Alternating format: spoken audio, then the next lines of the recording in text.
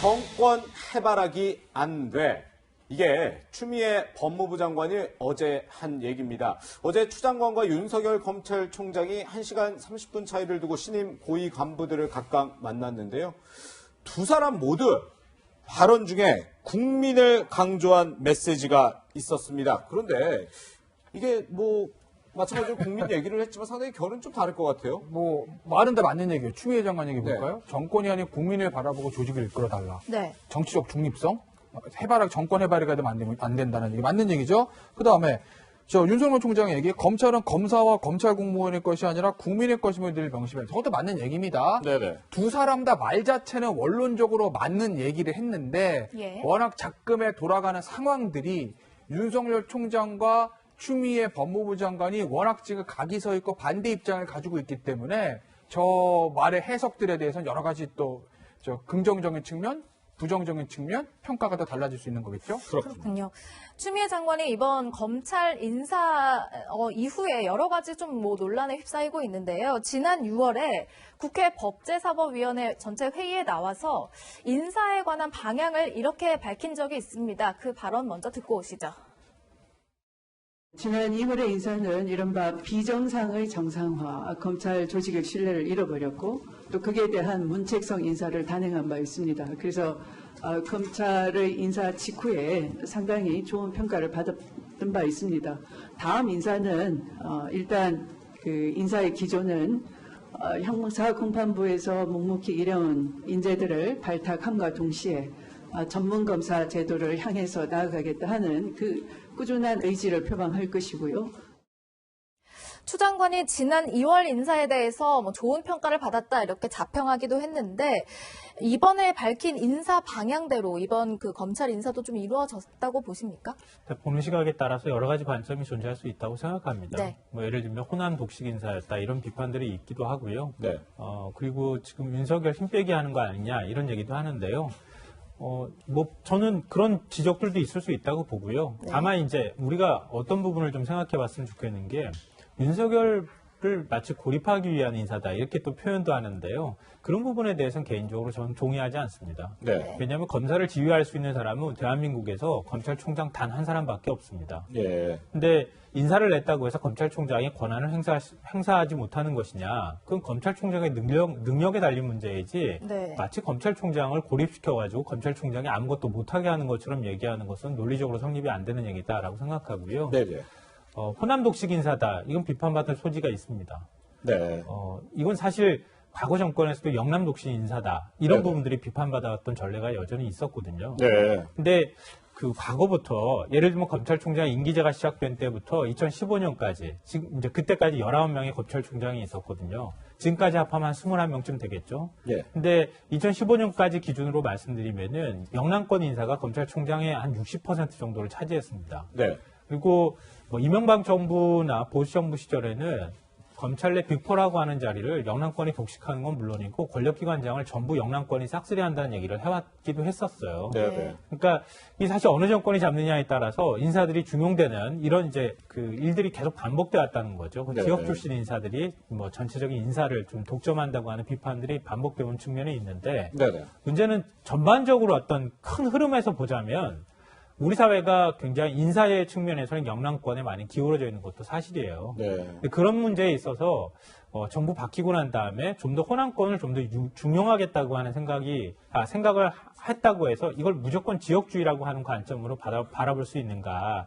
이거는 또 다른 차원의 문제로 좀 이해할 필요는 있다고 생각을 합니다. 네. 다만 그렇다 하더라도 과거 지금 여당이 야당 시절에 특정 지역의 독식한 인사라고 하는 비판을 해왔기 때문에 가급적이면 그렇게 하지 않는 것이 맞기는 하겠죠. 네. 그런 문제에서 제가 비판받을 소지가 있다 이렇게 말씀을 드리는 거고요. 네.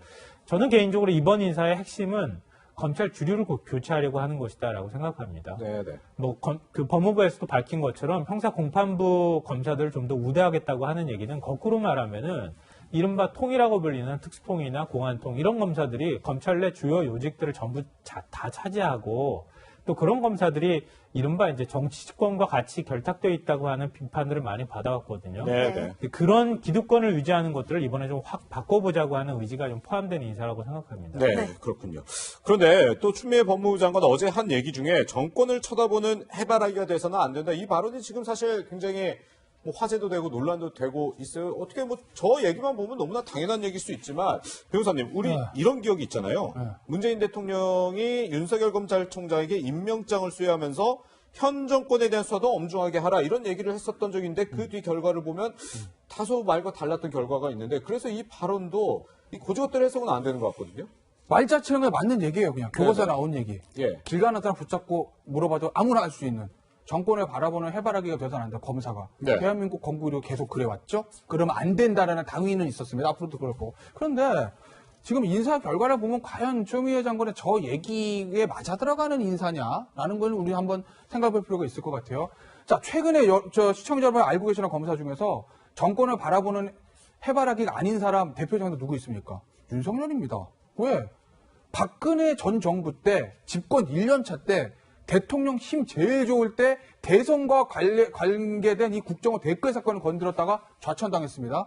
당시에 정권을 바라보는 해바라기라면 곧 승진 앞도 그거 했겠습니까? 조용조용 있다가 말 듣고 잘 덮었으면 검사장 빨리 달았을 건데 그거 안 했어요. 그리고 박근혜 정부 말기부터 특검부터 각종 적폐 수사 다 하다가 현 정부 와서 중용받아서 중앙지검장 달고 총장 달았습니다. 여기서 이 윤석열 총장이 정권을 바라보는 해바라기라고 그랬으면요. 가만히 있었습니다. 조용히 있었으면 2년 잘 지나가고 총장 다음에 법무부 장관 할 수도 있고 더 큰 자리 할 수도 있는데 못하러 사단을 만들겠습니까? 정권을 바라보는 해바라기가 아니니까 박근혜 전 정부 때는 국정원 댓글 건드리고 이번 문재인 정부 때는 저 조국 전 장관이라든지 울산시장 선거 기획사 이거 한 거 아니겠습니까? 예. 그 제일 해바라기가 아닌 사람이 윤석열 총장인데 어찌된 일인가요, 이 얘기? 지금의 이 상황은? 네. 네, 아니, 이 부분에 대해서 말씀드리고 싶은데요. 정권 바라보기 하지 않는 해바라기는 아니었다 말씀 동의합니다. 저는 동의하는데 문제는 어디서부터 시작됐냐면요. 조국 전 장관 수사에서부터 저는 시작됐다고 봐요. 그러니까 정권을 바라보지 않고 검찰이 권력이 되기 위해서 노력했다. 그런 시각들이 있는 거예요. 그러니까 인사검증도 끝나지 않은 후보자에 대해서 압수수색 들어가고 이런 일들이 벌어졌잖아요. 최소한 그 부분에 있어서 검찰이 어떤 혐의를 둔다 하더라도 좀 전 참았어야 한다고 생각해요. 그렇기 때문에 검찰 스스로가 권력이 되려고 하는 것 아니냐 이런 비판이 생겨났던 거고요. 그래서 그 이후부터 사실 조국 전 장관부터 시작해서 청와대 하명 수사 그리고 울산시장 선거 개입 사건 이렇게 줄줄이 뭔가 이렇게 엮어 들어가는 모습들을 보였다고 하는 것이죠. 그러면서 윤석열 스스로가 권력화하는 모습들에 대한 우려의 목소리가 나왔던 거고 지금 대권주자 만열에 올랐다는 얘기까지 지금 나오고 있는 상황이 됐다는 거예요. 그런 부분도 우리가 반대쪽 시각으로 한번 봐야 될 필요가 있다고 생각합니다. 네, 근데 그 이번 인사에 대해서 아까 김상환 평론가님 윤석열 총장 고립 인사로는 보지 않는다고 말씀해 주셨는데 그러면 방금 말씀하신 이제 검찰의 권력화 이번 인사를 통해서 상당 부분 해소가 됐다고 보시나요? 그러니까 어떻게 인사 한 번으로 검찰의 권력화가 해소가 될 수 있겠습니까? 예. 그러니까 제가 만약에 검사를 하더라도요. 제가 평검사 시절부터 배워왔던 방식대로 뭔가를 하려고 노력할 거예요. 어느 직장이나 어느 조직이나 마찬가지거든요. 그렇기 때문에 제도적인 개혁이 굉장히 중요한 겁니다. 그러니까 검사 스스로가 내가 스스로 권력화됐다고 느끼지 않는다 하더라도 권력이 이미 돼 있는 거예요. 사실은. 그런 부분에 있어서 적절한 견제와 균형을 받을 수 있도록 해주는 것 그게 사회적으로 해야 할 역할이고요. 그냥 단순히 인사 한 번을 내서 검찰 자체를 무력화시키는 것이 아니라 이번 인사, 앞으로 또 계속될 인사를 통해서 검찰의 특정한 권력을 유지하는 사람들이 소수의 사람들이 생겨나지 않도록 하는 방식대로 자꾸 뭔가 이렇게 권력들이 바뀌어가는 과정들이 저는 있어야 한다고 생각합니다. 예. 네, 그런가 하면 추미애 장관 검찰을 겨냥한 듯한 누군가를 겨냥한 듯한 발언도 내놨습니다. 여러 가지 해석이 나오고 있는 발언인데 어제 검찰의 제 식구 감싸기, 법 집행에 대한 이중잣대 등으로 신뢰가 떨어졌다라는 말과 함께 또 이것은 한동훈 검사장을 겨냥한 듯한 발언이라고 해석되는 부분이 반대로 법 집행의 대상자가 된 경우에는 특권 의식을 모두 내려놓고 엄정해야 한다 등등의 이야기들을 했는데요. 이런 말로 전하는 좀 메시지가 뭐라고 생각하세요? 본인이 저 얘기를 하면서 추미애 장관을 겨냥한 거다, 한동훈 검사장을 겨냥한 거다라고 얘기는 하진 않았으나 예. 상황에 엮어보면 그렇게 해석이 되는 거죠. 그런데 첫 마디가 윤석열 총장을 겨냥한 거고 두 번째 마디가 한동훈 검사장을 겨냥한 거라고 가정을 하고 전제를 하고 말씀을 지금 드리면 네. 자, 법 집행에 대한 이중잣대로 국민의 신뢰가 크게 떨어졌다. 근데 이중잣대 했나요? 전 정권도 수사, 현 정권도 수사, 적폐도 수사, 적폐 수사도 수사, 울산시장 선거 개입 사건도 수사. 어쨌든 모든 문제가 있다고 생각되는 건 다 수사를 한 겁니다. 그 이중잣대요? 전 아니라고 봅니다. 그 다음에 한동훈 검사장을 겨냥했다고 추측이 되어지는 부분 볼게요. 법 집행의 대상자가 된 경우에 특권 의식을 모두 내려놓았다. 수사 임하지 않았습니까? 다 했습니다. 예. 전화기 다 가져갔잖아요. 유심 가지고 카카오톡 다 봤잖아요. 근데 뭘 어떻게 더 하라는 거죠? 아닌 거를 갖다가 맞습니다라고 자백을 하는 거에 특권 의식을 내려놓고 신도의 자세로 스스로 엄정한 건가요? 그 부분 한번 생각해 볼 필요가 있다. 검찰이 엄청난 양을 투입해서 아주 간단한 죄임에도 불구하고 몇 달 동안 수사했는데 공모관계를 밝혀하지 못한 것. 이건 뭘 의미하는 걸까요? 한동훈 검사자 자백하지 않아서 그런 건가요? 아니라고 봅니다, 저는. 네. 네, 검찰 인사주의의 후폭풍이 여전히 이어지고 있는 가운데 추미애 장관 그리고 윤석열 검찰총장의 어제 발언까지 짚어드렸고요. 저희가 말씀 나누는 와중에 일부 패널에 지역 인사에 관한 어떤 개인적인 의견도 포함되어 있었음을 알려드립니다.